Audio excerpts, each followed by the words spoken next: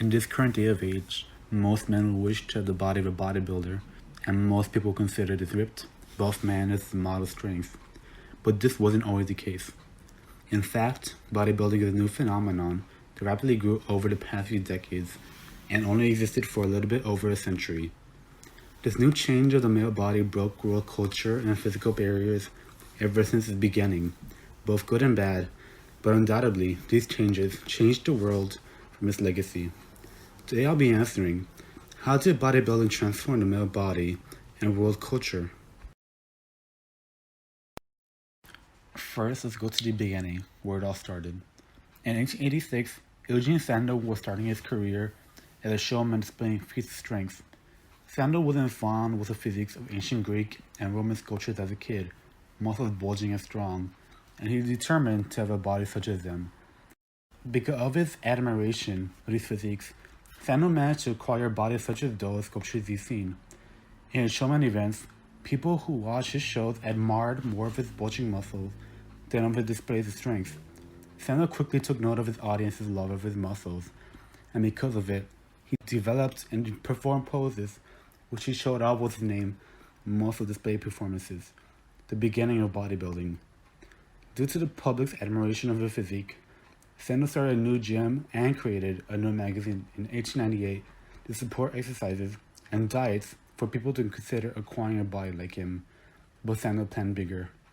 3 years after he started his magazine in September 14, 1901, Sandel hosted a great competition, which included sports such as fencing, wrestling, and the new bodybuilding competition, which he promoted greatly with his performances and magazines beforehand.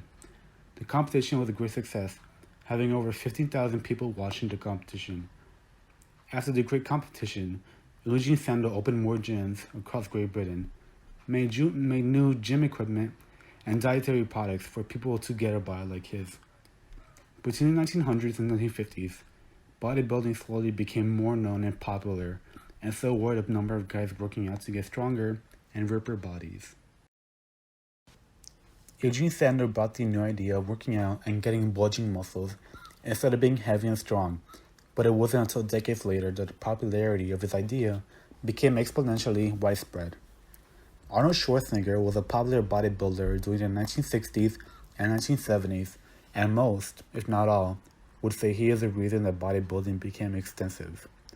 He had what most people would say is the most perfect male body ever known to man, which people admired when he was in his bodybuilding competitions.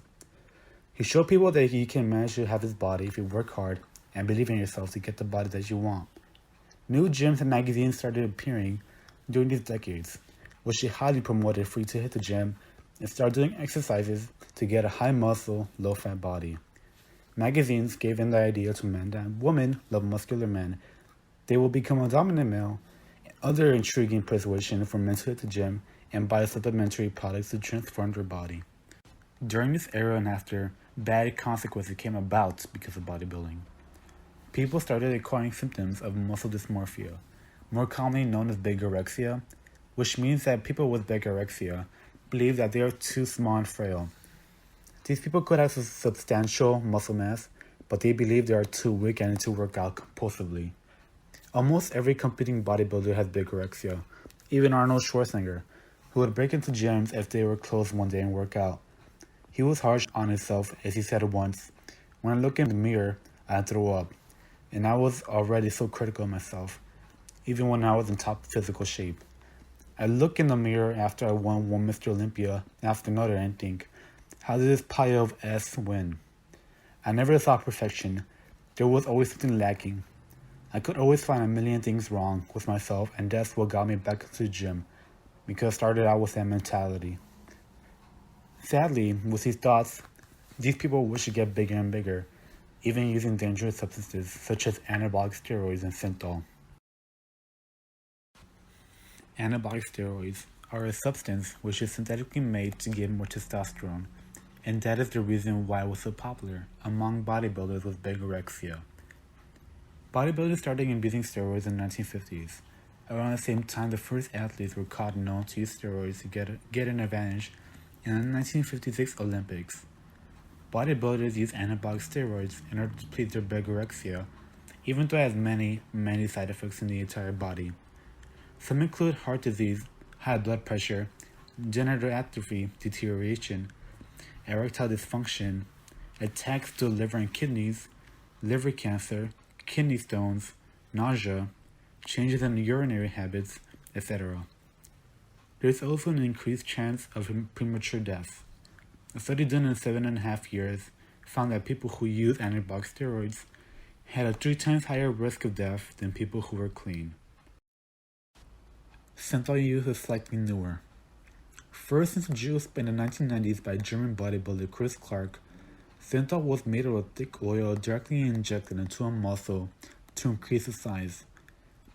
It was originally used to even out symmetries in muscles, but not long after, bodybuilders with bigorexia abused it in order to get faster muscle gains and to appear more buff for their pleasure.